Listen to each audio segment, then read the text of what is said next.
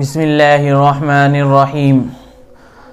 اللہ تعالیٰ کا ولی بننا کوئی مشکل کام نہیں ہے، اور نہ اللہ تعالیٰ کا ولی بننے کے لیے خانقاہ چلانا ضروری ہے، اور نہ آپ کا پیری اور مریدی کا ایک بہت بڑا سلسلہ ہونا ضروری ہے۔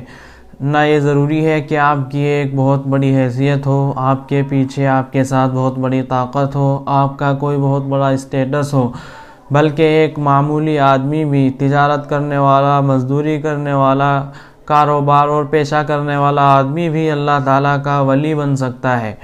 شرط یہ ہے کہ آپ اللہ کے رسول اللہ کے احکامات پر پورے اترنے والے ہوں، سچائی کے ساتھ، امانت داری کے ساتھ، صداقت اور دیانت کے ساتھ زندگی گزارنے والے ہوں، پھر آپ کو اللہ کا ولی بننے سے کوئی نہیں روک سکتا ہے۔ آج میں آپ کو ایک ایسا ہی واقعہ سنانے جا رہا ہوں کہ جس میں ایک تاجر آدمی کے ولی اللہ بننے کا آپ کو واقعہ سنایا جائے گا۔ حضرت امام غزالی رحمۃ اللہ علیہ نے احیاء العلوم میں ایک واقعہ لکھا ہے کہ بغداد میں ایک تاجر تھا جس کی کپڑے کی دکان تھی، اور اس کا نام شیخ منقدر تھا۔ کپڑا فروخت کیا کرتے تھے۔ انہوں کی عادت یہ تھی کہ انہوں نے اپنے خادموں اور نوکروں سے کہہ رکھا تھا کہ تمہیں یہ کپڑا اتنے میں بیچنا ہے، یہ لباس اتنے میں فروخت کرنا ہے، دیکھو اس سے زیادہ میں نہیں بیچنا۔ ایک کپڑے کے بارے میں بتایا یہ 2 دینار کا ہے، اور ایک کپڑے کے بارے میں بتایا یہ 3 دینار کا ہے۔ اتفاق سے ایک مرتبہ ایسا ہوا کہ وہ اپنے کام سے کہیں پر جا رہے تھے۔ راستے میں انہوں نے دیکھا کہ ایک بوڑھا آدمی ہے جس کے اوپر ایک کپڑا اور ایک لباس ہے۔ اس سے پوچھا کہ تم کہاں جا رہے ہو اور کیا کر رہے ہو، تم نے یہ کپڑا کہاں سے خریدا ہے، کس دکان سے خریدا ہے؟ اس بوڑھے نے کہا کہ ادھر ایک دکان ہے، وہاں سے میں نے یہ خریدا ہے۔ کہنے لگے ذرا مجھے دکھاؤ۔ انہوں نے کپڑے کو ٹٹول کر دیکھا، الٹ پلٹ کر دیکھا تو اس سے کہا کتنے میں خریدا ہے؟ کہا میں نے اس کو 3 دینار میں خریدا ہے۔ شیخ منقدر نے کہا اور اس تاجر نے کہا کہ یہ کپڑا تو 3 دینار کا نہیں ہے، یہ تو 2 دینار کا ہے، تم نے 3 دینار کیوں دے دیے؟ چلو میرے ساتھ، یا تو اپنا 1 دینار واپس لے لو یا پھر یہ کپڑا واپس کر دو۔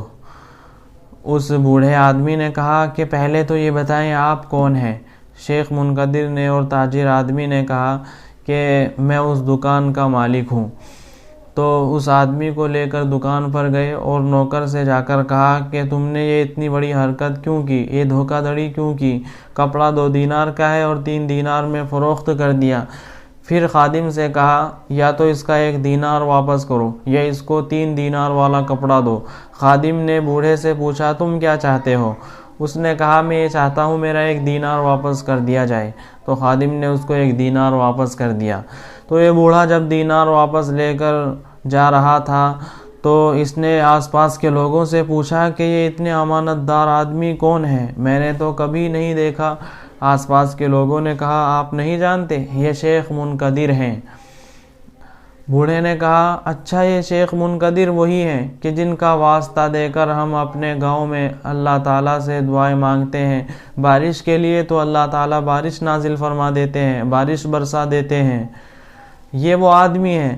مجھے پتہ نہیں تھا، میں تو یہ سمجھ رہا تھا کہ شیخ منقدر کوئی بہت بڑی خانقاہ چلاتے ہوں گے، تسبیح گھماتے ہوں گے، جبے اور پگڑی والے ہوں گے۔ یہ تو ایک دکاندار آدمی ہے اور دکان چلا رہے ہیں، لیکن اللہ تعالیٰ نے مقام ایسا دیا ہے کہ ان کا نام لے کر دعا میں اللہ تعالیٰ سے دعا مانگو، ان کا واسطہ دو تو اللہ تعالیٰ بارش نازل فرما دیتے ہیں۔ اس سے معلوم ہوا کہ ولی اللہ بننے کے لیے خانقاہ چلانا، بڑے جبے اور پگڑی پہننا کوئی ضروری نہیں ہے، بلکہ آپ شریعت کے احکامات پر عمل کرنے والے ہوں، اللہ سے ڈرنے والے ہوں تو آپ اللہ کے ولی بن سکتے ہیں۔